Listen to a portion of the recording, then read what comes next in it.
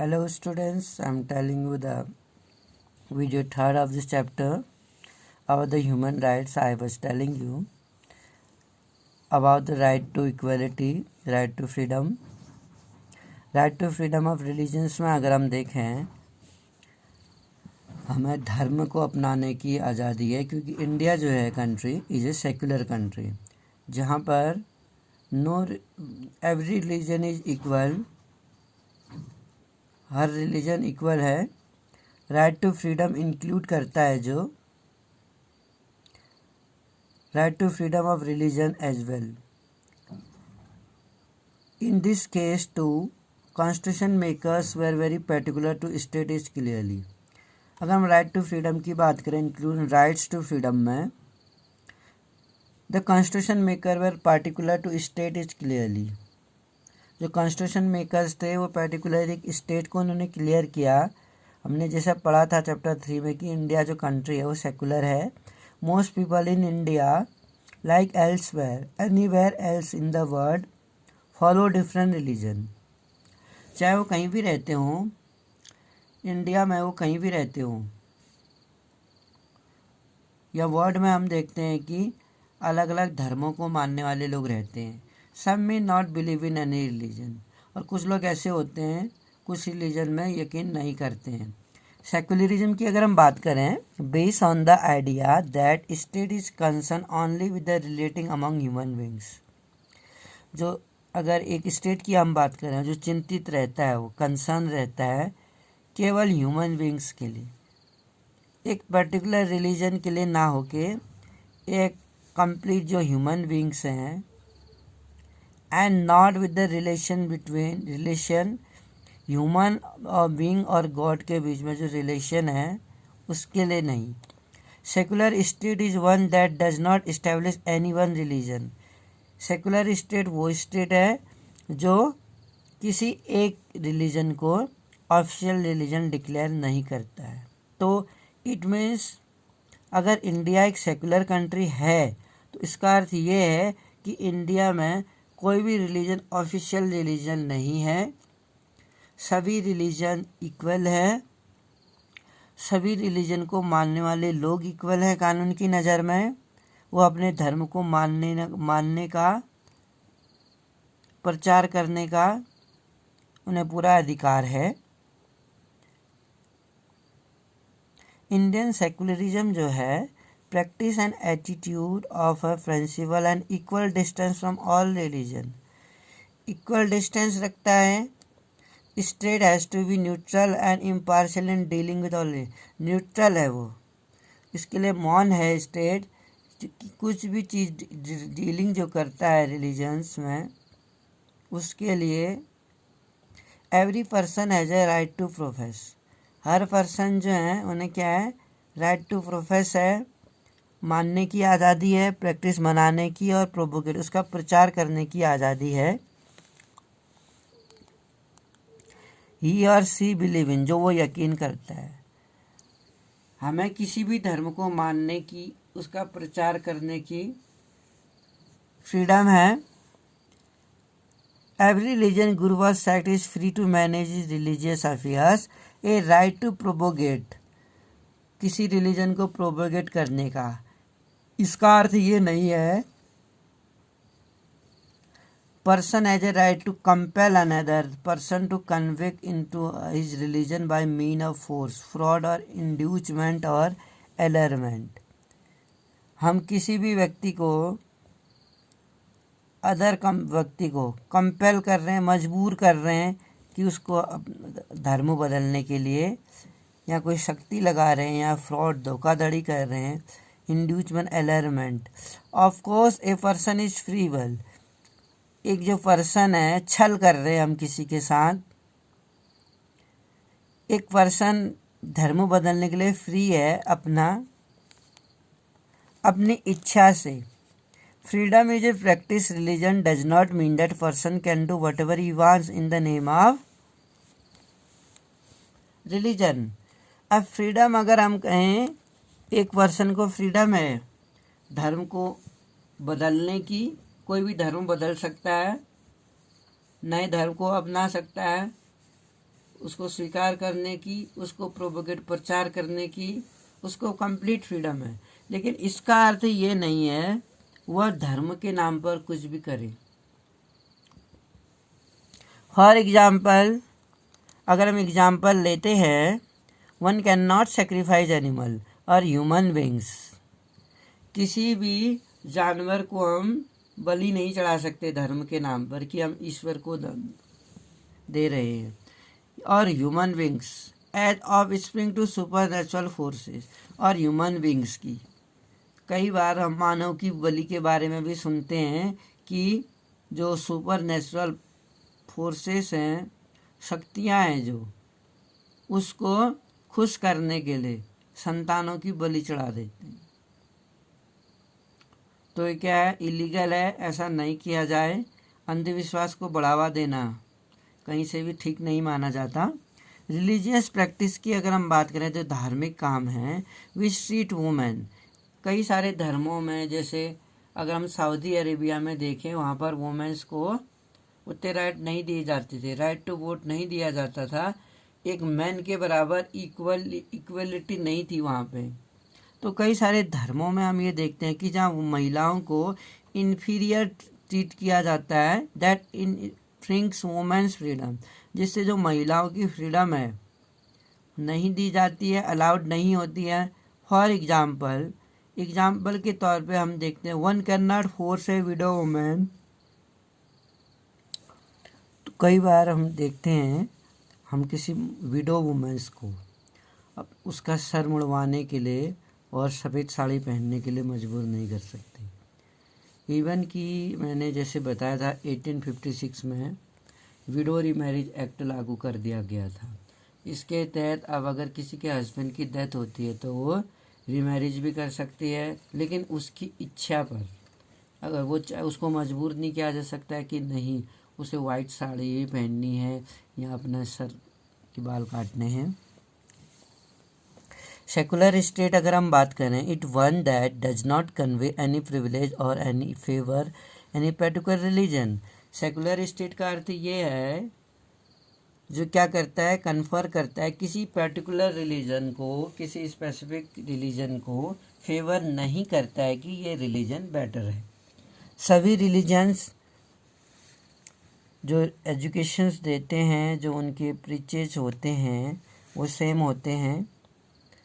हिंसा कोई भी धर्म नहीं सिखाता।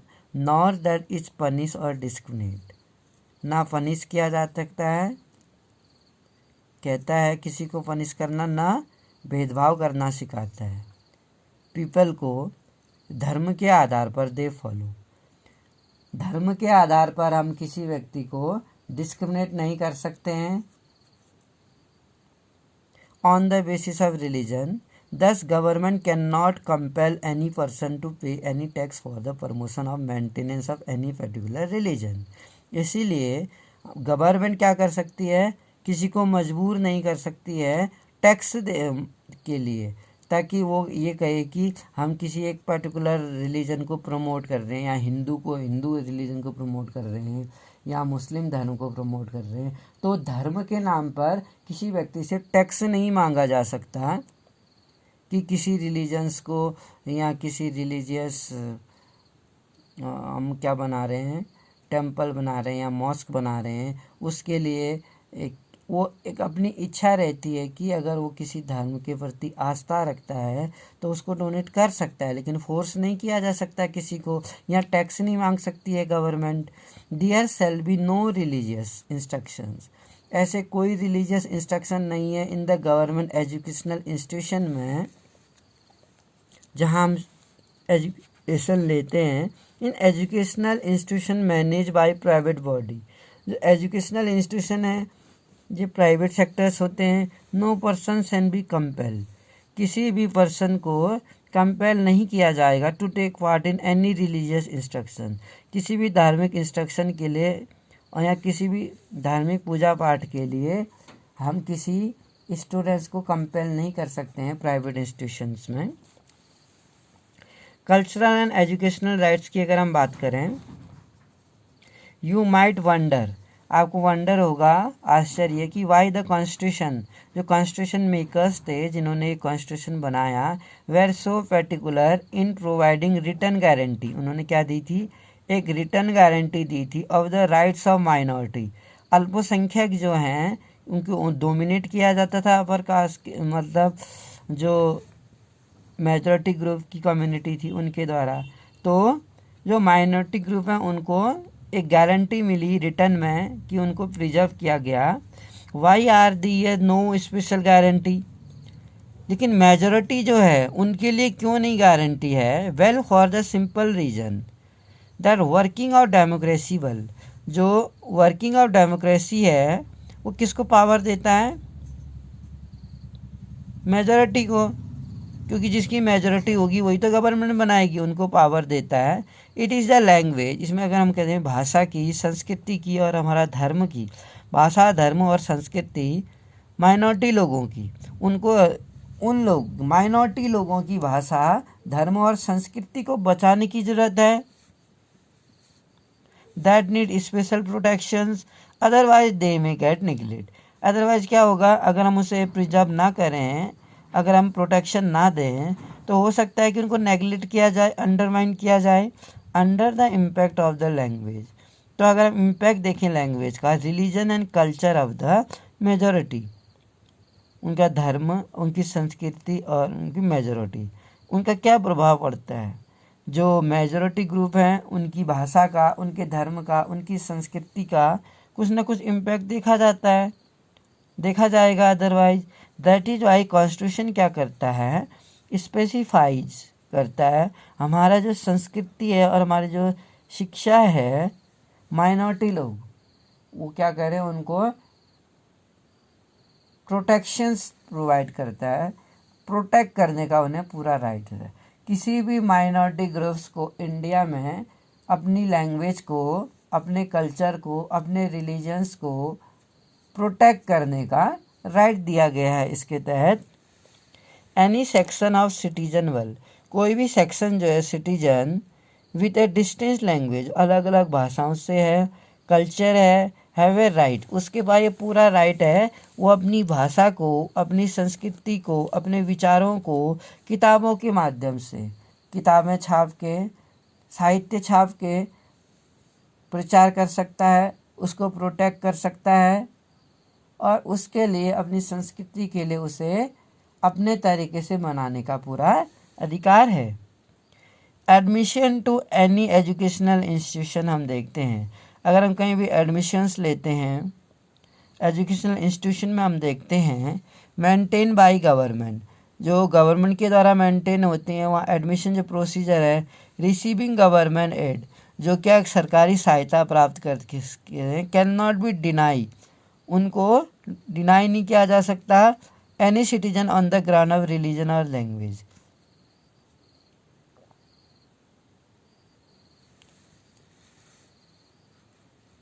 किसी भी सिटीजन की जो धर्म है और जो भाषा है उसके आधार पर हम किसी भी एजुकेशनल इंस्टीट्यूशन में हमको एडमिशन प्राप्त करने से नहीं रोक सकते हैं। जो भी सरकारी प्राप्त गवर्नमेंट स्कूल है या गवर्नमेंट एडेड स्कूल है, जहाँ गवर्नमेंट की एड मिलती, सरकारी सहायता मिलती है जिन स्कूलों में, वहाँ पर हम किसी भी ऐसे धर्म के बच्चे को जो अलग धर्म का है या अलग कास्ट का है या अलग माइनॉरिटी ग्रुप का है, उसको हम अवॉइड नहीं कर सकते हैं ऐसी जगहों पर एडमिशन लेने से। ऑल माइनॉरिटी जो अल्पसंख्यक हैं उनके पास ये राइट्स है to establish and administer educational institution में एडमिनिस्ट्रेट करने का, अपनी चॉइस के हिसाब से वो कहीं भी एडमिशन ले सकते हैं। हर minority does not mean only religious minority, यहाँ पर माइनॉरिटी का अर्थ केवल धार्मिक अल्पसंख्यक ही नहीं है। एट द, अगर हम नेशनल लेवल की बात करें, सम प्लेसेस में पीपल स्पीकिंग पर्टिकुलर लैंग्वेज, लोग अलग एक पर्टिकुलर लैंग्वेज बोलते हैं किसी भाग पर, आर इन मेजॉरिटी, जो मेजॉरिटी में होते हैं, कोई भाषा को बोलने वाले लोग ज़्यादा संख्या में होते हैं, पीपल स्पीकिंग डिफरेंट लैंग्वेज, और लोग अलग अलग भाषाएं बोलते हैं, वो माइनॉरिटी में है। सपोज करो for example Telugu speaking people जो है फॉर्म ए मेजॉरिटी, उनको मेजॉरिटी हो सकती है आंध्र प्रदेश में, क्योंकि वहाँ सब तेलुगु बोलते हैं। लेकिन ये यही भाषा को बोलने वाले लोग माइनॉरिटी में हो सकते हैं कर्नाटक में, क्योंकि वहाँ कन्नड़ बोलते हैं। तो हो सकता है कि किसी स्टेट में किसी स्पेसिफिक लैंग्वेज को बोलने वाले लोग मेजॉरिटी में हो और वही भाषा को बोलने वाले लोग किसी अदर स्टेट में माइनॉरिटी में हो, ऐसा हो सकता है। लेकिन इसका अर्थ ये नहीं कि हम अलग भाषाओं को बोलने वाले लोगों को ज़्यादा इम्पोर्टेंस ना दें या उनको ज़्यादा वैल्यू ना दें। तो कॉन्स्टिट्यूशन कहता है, हमारा लॉज कहते हैं कि इनके आधार पर, लैंग्वेज के आधार पर, रिलीजन के आधार पर, अलग कल्चर के आधार पर हम डिस्क्रिमिनेट नहीं कर सकते हैं। आइदर वो मेजॉरिटी में है, आइदर या वो माइनॉरिटी में है, सबको एक इक्वल राइट दिया जाएगा, एक इक्वलिटी रखी जाएगी, चाहे वो कानून की नज़र में हो या जॉब सेक्टर्स में हो, हर जगह पर उनके लिए इक्वली ट्रीट किया जाएगा उनके लिए।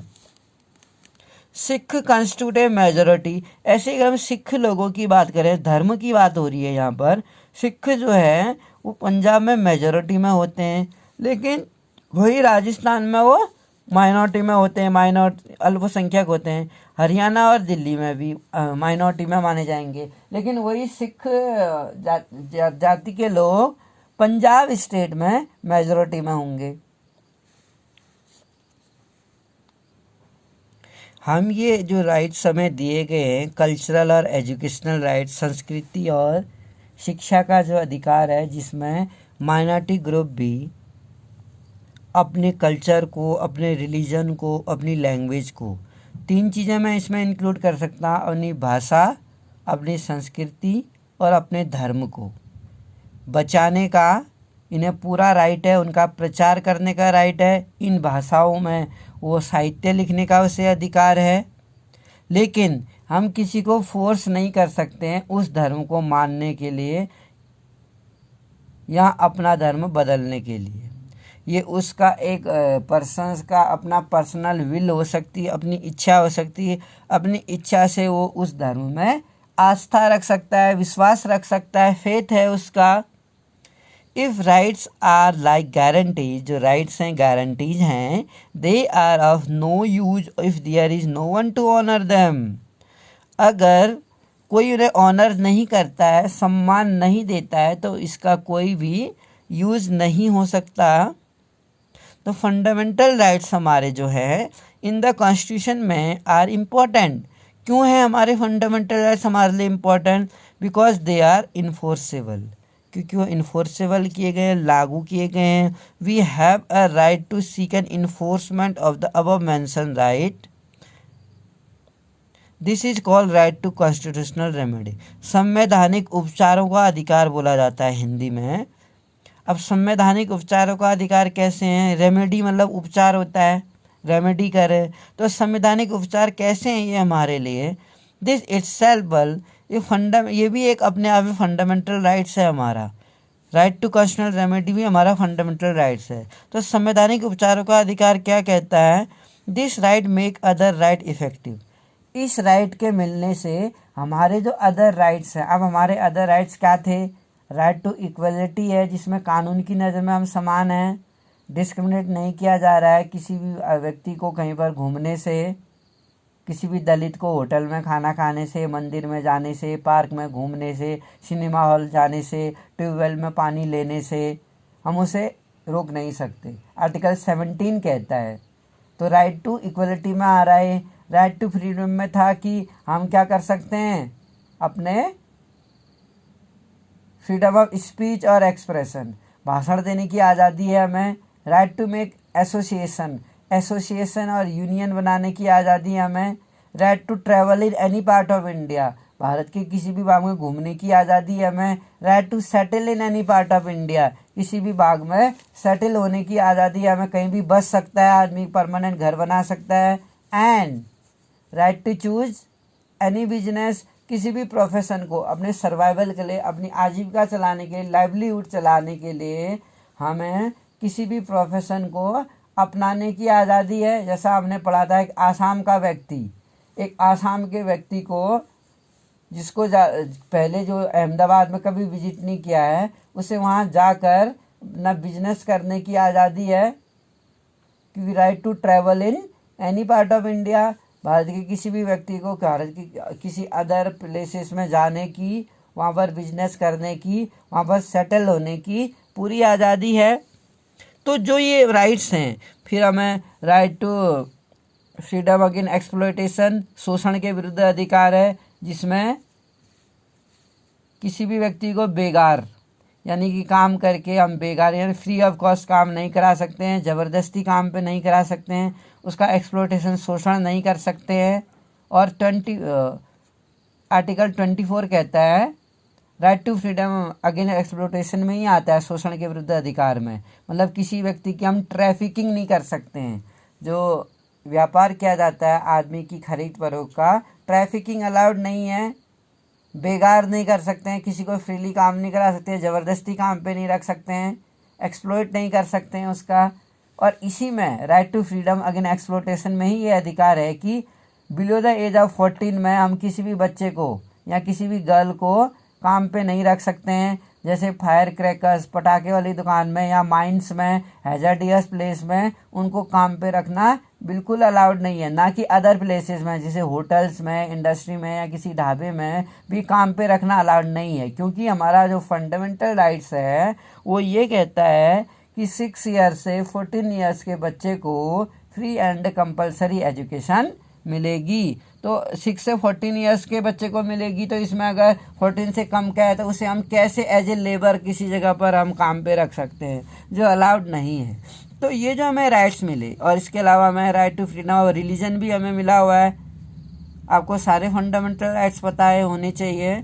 तो जो right to freedom of religion है, उसके बाद हमारा कल्चरल एंड एजुकेशनल राइट्स हमें मिला हुआ है, जिसमें हमें अपनी भाषा, अपना धर्म, अपनी संस्कृति को बचाने का पूरा अधिकार है। उसके अपनी भाषा और संस्कृति धर्म के आधार पर हम कोई भी एजुकेशनल इंस्टीट्यूशन भी खोल सकते हैं। अब ये कहता है कि जो हमें राइट्स मिले हैं फंडामेंटल राइट्स, इसके तहत हम ये देखते हैं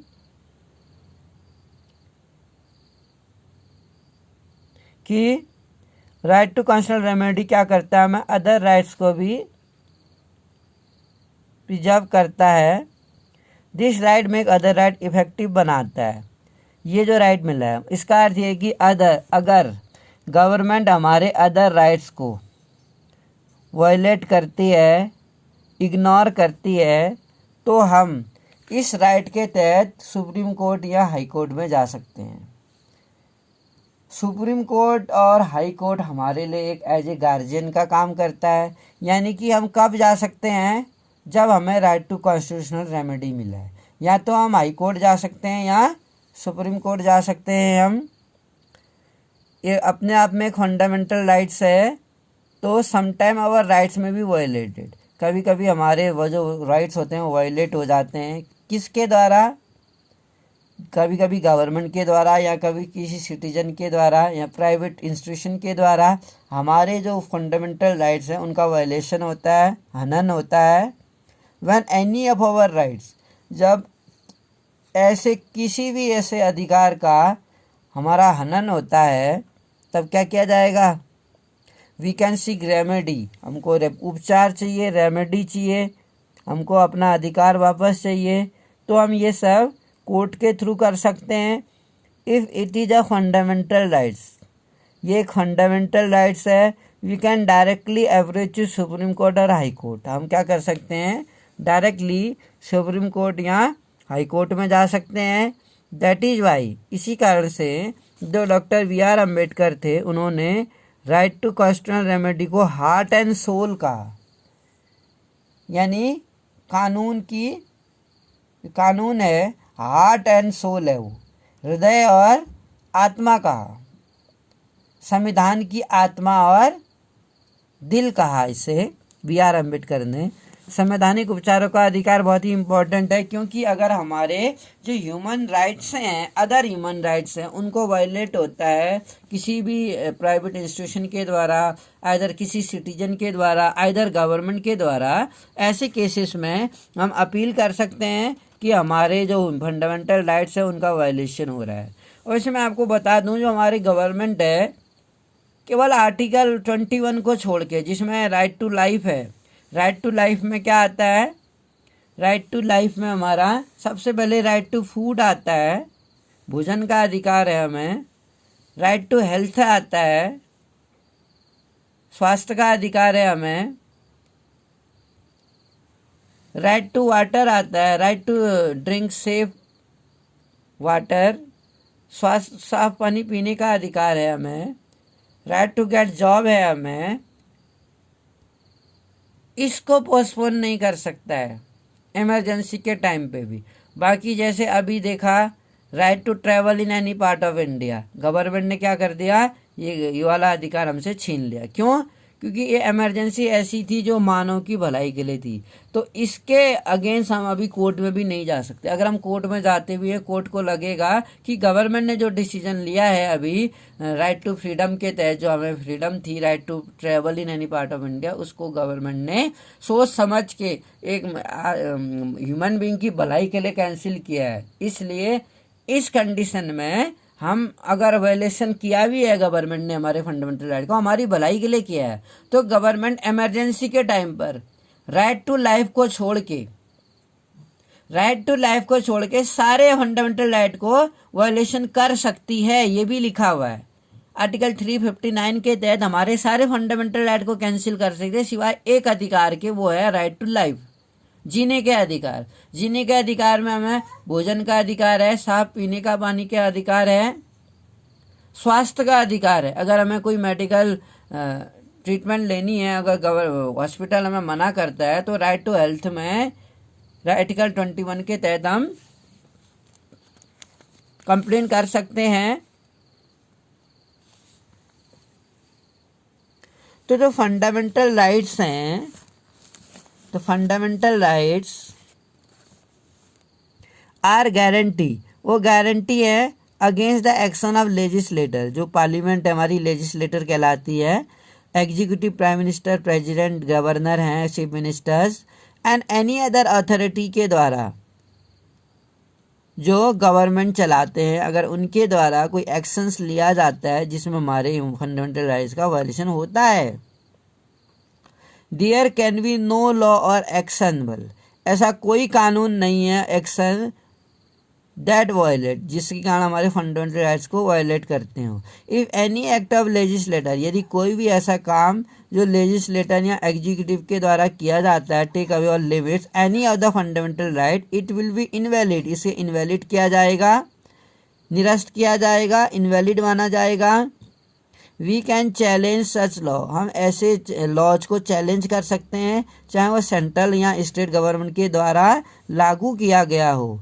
the policies and action of government, जो है, जो नीतियां हैं, जो गवर्नमेंट के एक्शन हैं और गवर्नमेंट ऑर्गेनाइजेशंस के, लाइक जैसे नेशनलाइज बैंक हैं या इलेक्ट्रिसिटी बोर्ड है, उनके द्वारा कोई अगर ऐसा काम किया जाता है, वायलेशन होता है, तो हम उसके अगेंस्ट कोर्ट में जा सकते हैं।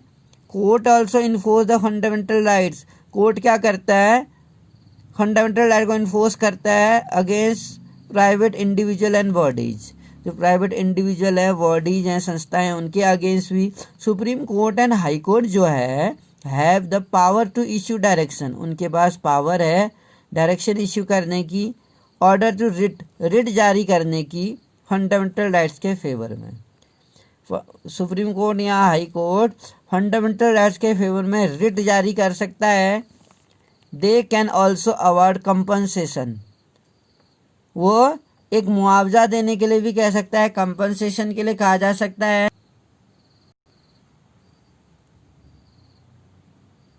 तो किसी भी विक्टिम को कोर्ट क्या कर सकता है,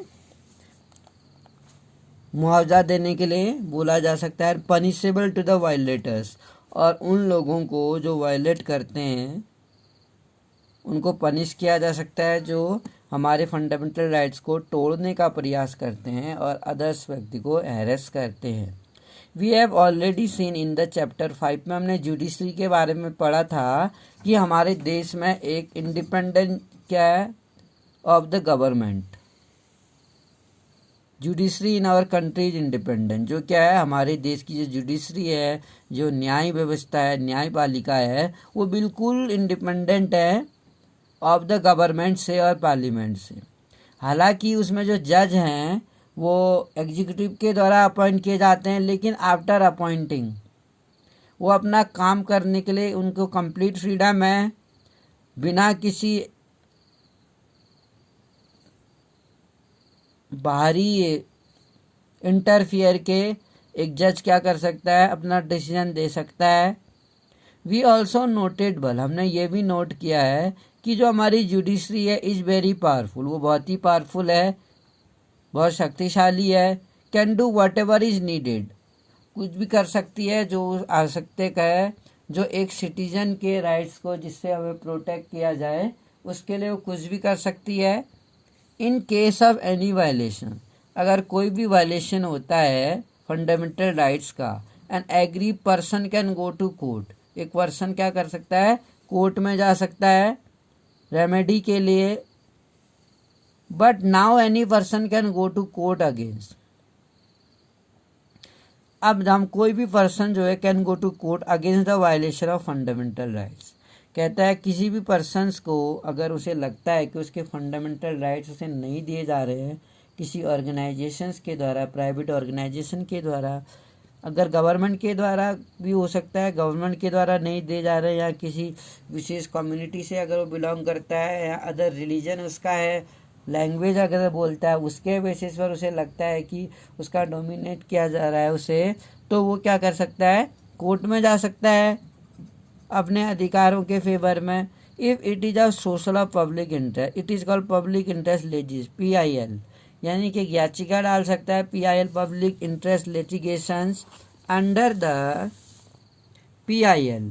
अब PIL क्या है, इसमें any citizen or group of citizen जो हैं can approach to supreme Court, Supreme Court तक पहुंच सकते हैं, एक जनहित याचिका डाल सकता है कोई भी नागरिक, आम नागरिक अपने अधिकारों के फेवर में हाई कोर्ट में जा सकता है। Protection of public interest against a particular law और action of government, one can write the जज even on a postcard, even एक जज के लिए वो एक पोस्ट कार्ड में भी लिख के भेज सकता है। The court will take up the matter if the जज find it in a public interest, और कोर्ट क्या कर सकता है, कोर्ट में जज क्या कर सकता है, इस मैटर पर अपना स्टेटमेंट दे सकता है अगर उसे लगता है कि ये पब्लिक इंटरेस्ट, जनता की भलाई के लिए है। एक्सपेंडिंग स्कोप ऑफ राइट्स, जो राइट्स है वो एक्सपेंडिंग हो रहे हैं, हम देख सकते हैं। We begin the chapter by discussing the significance of rights, हमने जो इस चैप्टर स्टार्ट किया उसमें हमने देखा कि जो राइट्स हैं हमारे, उनका क्या सिग्निफिकेंस है, यानी कि क्या इम्पोर्टेंस है ह्यूमंस के लिए, प्रोग्रेस के लिए। In much of the chapter we have focused, हमने ये फोकस किया ओनली ऑन फंडामेंटल राइट्स में। इन द कॉन्स्टिट्यूशन में हमने ये देखते हैं, you might think that fundamental rights are guaranteed by constitution, जो हमारे फंडामेंटल राइट्स हैं वो कॉन्स्टिट्यूशन के द्वारा हमें दिए गए हैं, संविधान ने हमें दिए हैं, ये सभी सिटीजन को इक्वली प्रोवाइड किए जाते हैं। Are the only right citizen have, this is not true, ये ट्रू नहीं है कि केवल यही राइट्स हैं हमारे पास। वाइल फंडामेंटल राइट्स, जो फंडामेंटल राइट्स हैं, आर द सोर्सबल, ये क्या है, हमारे लिए सोर्स हैं of all rights, our constitution and law offer, जो हमारा कॉन्स्टिट्यूशन है एंड जो लॉ ऑफर से वाइड रेंज देता है, हमारे लिए बड़ा एक रेंज बनाता है अधिकारों की। ओवर द ईयर्स, कुछ सालों में जो स्कोप है, जो राइट्स के, जो राइट्स का मैं कह सकता हूँ एरिया है या क्षेत्र है, वो बहुत बढ़ चुका है, दायरा बढ़ चुका है। यहाँ पर क्षेत्र नहीं कहेंगे, यहाँ पर दायरा बोलेंगे, हमारे अधिकारों के दायरे, क्योंकि जैसे जैसे ह्यूमन डेवलपमेंट करता जा रहा है तो उसको ये ज़रूरी है कि आज की डेट में हम ह्यूमंस को ज़्यादा से ज़्यादा राइट्स दें, उनको प्रोटेक्शंस दें, उनके अधिकार जो हैं वो दिए जाएं। अगर हमें इक्वलिटी लानी है तो हम सभी तरह की कम्युनिटी के लोगों को इक्वली ट्रीट करें, ये बहुत ज़रूरी हो जाता है। Some time it leads to expansion in legal rights, कई बार हम देखते हैं some time it leads to expansion, expansion हो सकता है लीगल राइट्स में जो हमारे legal rights citizen can enjoy, citizen enjoy करते हैं। फ्रॉम टाइम टू टाइम हम ये देखते हैं the court gave judgment, court क्या करता है, जजमेंट देता है to expand the scope of rights, जिससे कि हम जो राइट्स हैं उसका दायरा, एक सिटीजन के राइट्स का दायरा बढ़ाया जाए, ज़्यादा अधिकार उन्हें दिए जाए। Certain rights like right to freedom, कई सारे राइट्स हैं जैसे right to freedom of press है, जो प्रेस मीडिया है उन्हें एक सच को, जो ट्रुथ है, चाहे वो गवर्नमेंट के काम हो या कहीं पर किसी प्रॉब्लम्स हो, कोई इश्यूज हो, उनको समाज तक लाने की आज़ादी होनी चाहिए। तो फ्रीडम टू प्रेस होनी चाहिए, प्रेस को फ्रीडम मिलनी चाहिए। राइट टू इन्फॉर्मेशन, सूचना का अधिकार होना चाहिए कि हम किसी भी डिपार्टमेंट में जाके अपनी प्रॉब्लम्स के बारे में उनसे पूछताछ कर सकें। राइट टू एजुकेशन होना चाहिए उनके लिए जो deprive from the fundamental right से वंचित हो जाते हैं, उनको शिक्षा दिया जाए।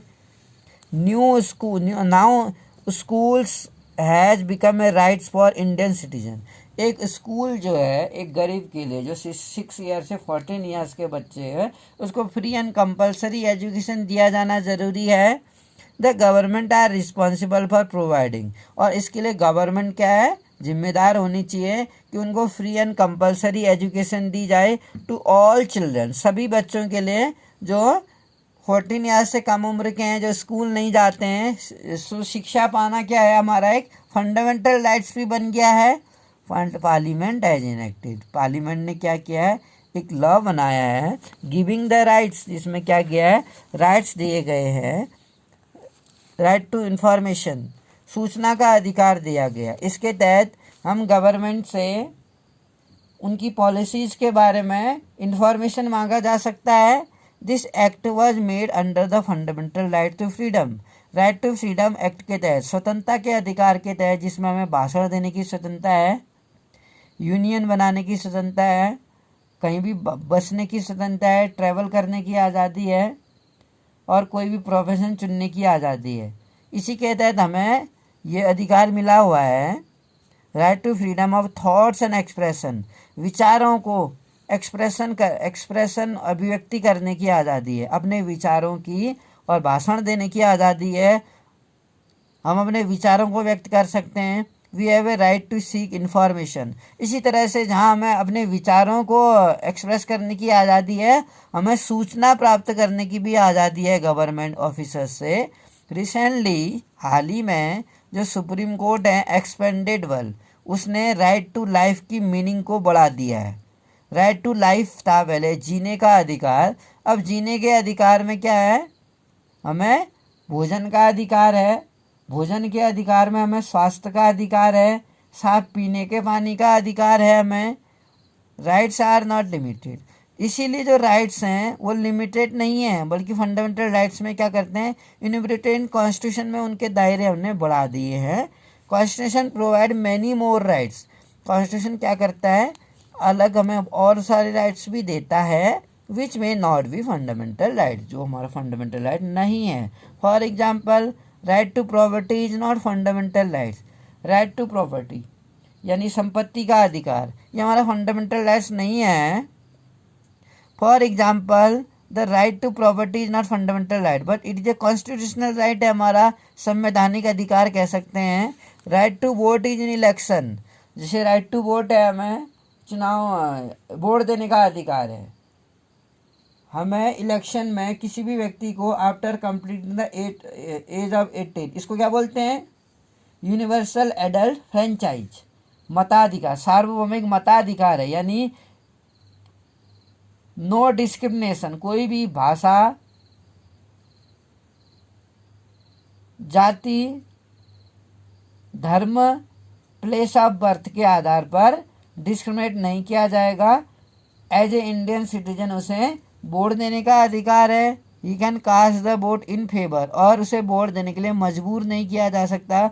वो तो इलेक्शन कमीशन की गाइडलाइन होती हैं कि किसी भी पॉलिटिकल पार्टी के लीडर को जो चुनाव लड़ रहा है उसे क्या क्या गाइडलाइन फॉलो करनी है, क्या क्या कोड ऑफ कंडक्ट, आचार संहिता लगती है कि उसे गवर्नमेंट रिसोर्सेज का यूज़ नहीं करना है, किसी को थ्रेट नहीं करना है, गवर्नमेंट प्लेसेस का यूज़ नहीं करना है। For example right to property जो है हमारा फंडामेंटल राइट नहीं है, नहीं हमारा, लेकिन हमारा एक कॉन्स्टिट्यूशनल राइट है। और right to vote in election भी हमारा एक कॉन्स्टिट्यूशनल राइट माना जाता है। Some time the expansion take place, कभी कभी क्या होता है, ये जो एक्सपेंशन है, जो ये दायरा बड़ा है expansion, what is called human right, जो ह्यूमन राइट है यही हमारे क्या है, ह्यूमन राइट्स हैं, अधिकार हैं। दीज आर यूनिवर्सल बल, ये सभी को दिए गए, यूनिवर्सल हैं। Moral claims that may or may not have been recognised by law, कभी ये रिकॉग्नाइज नहीं किए गए हैं लॉ के द्वारा। In that sense these claims are not right, ये जो दावे हैं राइट नहीं ठहरते, going by the definition that we present earlier. With the expansion of democracy, जैसे डेमोक्रेसी का एक्सपेंशन हुआ है all over the world, there is greater pressure on government, एक गवर्नमेंट का प्रेशर भी है टू एक्सेप्ट दीज क्लेम्स, कि इन claims को हम क्या करें, एक्सेप्ट करें। सम इंटरनेशनल कन्वेंट जो हैं ऑल्सो कंट्रीब्यूटेड, उन्होंने भी क्या किया है, इसके लिए कंट्रीब्यूट किया है, ये राइट्स को एक्सपेंस करने के लिए। वो क्या है, 10 हम देख सकते हैं जो इंटरनेशनल कोर्ट है, स्कोप अगर हम देखें राइट्स का एक्सपेंडिंग, वो क्या हुआ, इसका एक्सपेंडिंग हुआ है। न्यू राइट्स आर इन्वॉल्विंग, समय के साथ साथ हमें नए राइट्स मिले हुए हैं। दे आर रिजल्ट, इस परिणाम में, किसके परिणाम है ये, जो लोगों ने स्ट्रगल किया। न्यू राइट्स इमर्ज, नए राइट्स इमर्ज हो रहे हैं, उभर रहे हैं नए राइट्स सोसाइटी में, सोसाइटी डेवलप हो रही है, और जो संविधान ने बनाए हैं। The constitution of south Africa, अगर हम साउथ अफ्रीका की बात करें, वो गारंटी देता है सिटीजन को several kind of new rights, नए तरह के अधिकार देने के लिए, नए अधिकार देने के लिए अपने नागरिकों को गारंटी देता है। वो कहता है राइट टू प्राइवेसी, प्राइवेसी मतलब एक किसी का एक पर्सनल कोई मैटर हो सकता है, उसे अपनी बात को प्राइवेसी में रखने का अधिकार है। सिटीजन और their home can not be searched, यानी किसी भी सिटीजन को और उसके होम में can not be searched their phone, उसका फ़ोन टैप नहीं किया जा सकता। और there communication can not be open, और उसकी जो कम्युनिकेशन है, अगर उसने क्राइम किया भी है, उसका जो नाम भी है, वो न्यूज़पेपर में ऐसे सडनली ओपन नहीं किया जा सकता उस विक्टिम का। यानी कि राइट टू प्राइवेसी दी गई है, उसे अपनी बात को एक ओपन ना करने की उसे आज़ादी दी गई है, प्राइवेसी में रखने की। राइट टू एन इन्वायरमेंट कह रहा है that is not harmful to their health, right to an environment है, उसे साफ पर्यावरण में रहने का अधिकार है, उसे ना केवल अधिकार है बल्कि उसे यह ड्यूटी भी दी गई कि ये पर्यावरण को क्या करें, सुरक्षित रखें। Right to have access to adequate housing, उसे घर मिले, ये भी right to have access adequate, पर्याप्त मात्रा में उसे रहने के लिए एक पक्का घर मिले। Right to have access to health care services, उसे स्वास्थ्य सुविधाएं मिले, ट्रीटमेंट मिले उसे हॉस्पिटल में, सफिशिएंट फूड मिले और पानी मिले। भोजन, पानी और घर तो ज़रूरी है उसके लिए, भोजन, पानी, घर और स्वास्थ्य।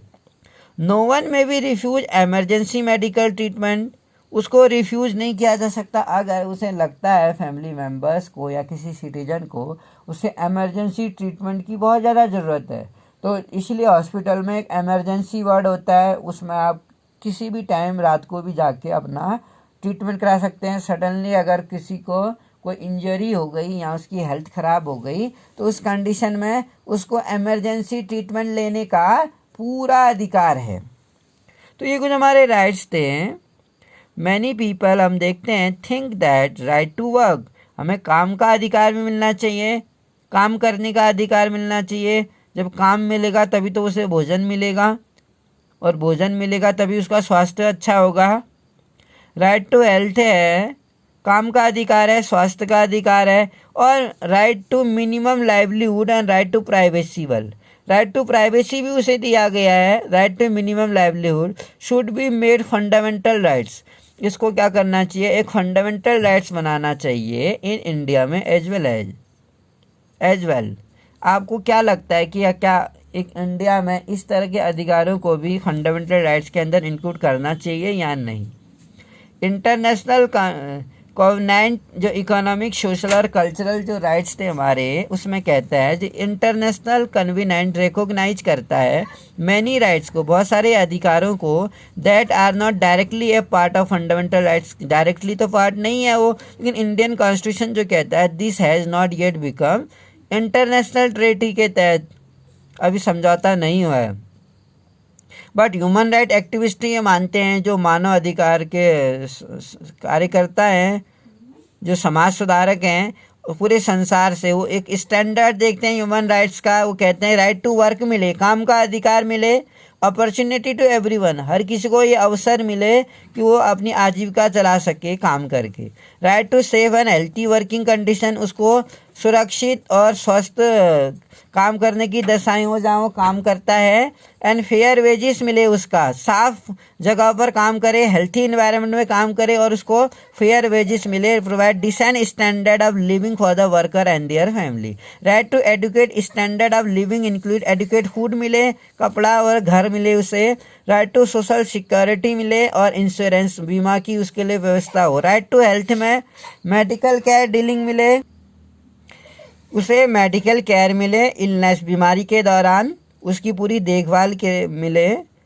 केयर फॉर वुमेन्स के लिए चाइल्ड बर्थ के दौरान। एंड प्रिवेंशन ऑफ एपिडेमिक, किसी भी महामारी से रोकने के लिए ट्रीटमेंट किए जाएं। स्वास्थ्य का अधिकार मिले उसे। सोशल सिक्योरिटी, समाज में से सुरक्षा मिले, बीमा व्यवस्था हो। और राइट टू एजुकेशन, ये free and compulsory primary education मिले और equal access to higher education, आसानी से वो उच्च शिक्षा तक पहुंच सके। तो इस तरह के अगर राइट्स अगर हर ह्यूमन को मिले, सिटीजन्स को मिले, तो डेफिनेटली एक सिटीजन की एक समाज में सिक्योरिटी बनेगी, एक रिस्पेक्ट बनेगा और एक समाज का सही दिशा में विकास होगा।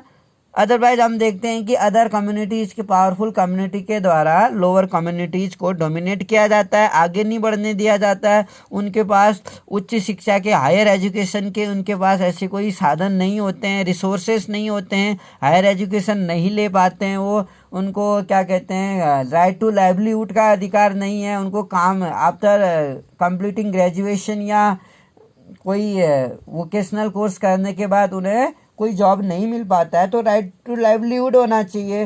Right to get fair wages, जिस जगह पर वो काम कर रहा है वहाँ का जो इन्वायरमेंट है सेफ होना चाहिए, उसके लिए वर्किंग कंडीशंस फेवरेबल होनी चाहिए। जहाँ वो काम कर रहा है वो उसके फेवर में होनी चाहिए। उसके काम करने के घंटे, जो वर्किंग आवर हैं किसी लेबर के, वो क्या होने चाहिए, कम से कम 8 घंटे या 6 घंटे निश्चित होने चाहिए, उसके ज़्यादा नहीं। उससे ज़्यादा अगर उससे काम कराया जाता है तो उसको उसका एक्स्ट्रा उसको वेजेस दिया जाना चाहिए। गवर्नमेंट के द्वारा इन सभी इनके लिए क्या करना चाहिए, fair wages, minimum wages act के तहत उनको उतना मिलना चाहिए। और उनको स्वास्थ्य की सुविधाएं मिलनी चाहिए। उनके बच्चों के लिए एजुकेशन फैसिलिटीज़ होनी चाहिए, फ्री कंपलसरी हायर एजुकेशंस के लिए, ताकि वो आसानी से आगे की शिक्षा प्राप्त कर सकें।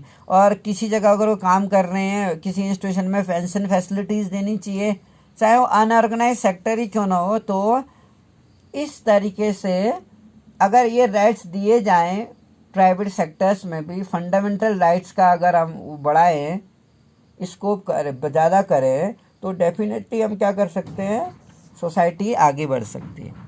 आई you understood. Thank you for listening me.